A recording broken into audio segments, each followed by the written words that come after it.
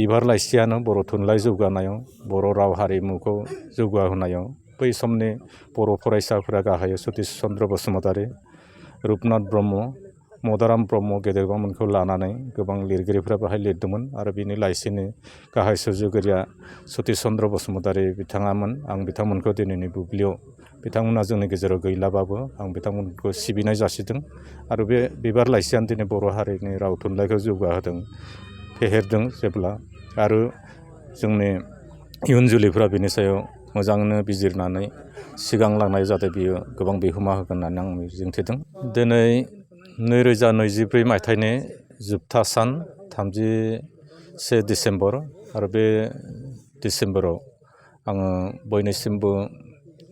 थांनाय बोथोरफोराव जोंनि जालांनाय गोरोन्थियानो जा जोंनि मोजां खामानिफोर गासैनि बिथिंनि सायाव आङो गोरोन्थि जानायनिफ्राय निमाहा बिनाय आरो जोंनि जाफुंनायफोराव जायफ्रा मदद होबाय बिथांमोनखौ आङो साबायखर जासियो। जोङो धोनस्री जिल्ला आवगोलनि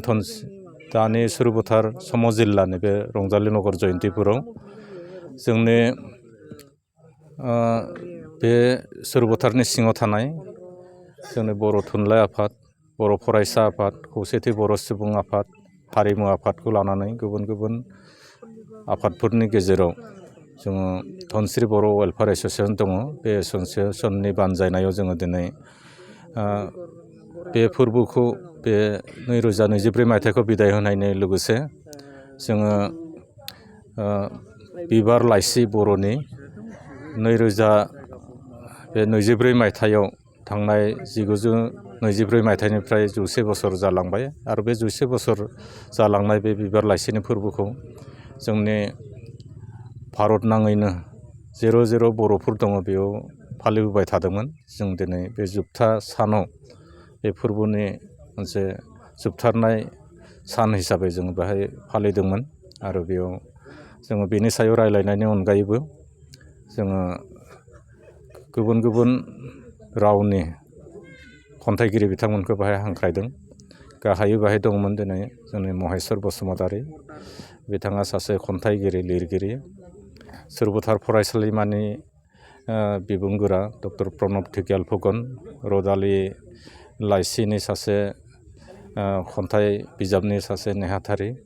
स्वप्नालि गुबै बायदेउ बिथां आरो बर' थुनलाइ आफादनि आगुनि नेहाथारि हरेस्वर नार्जारि मानगोनां बिथां, गोलाघाट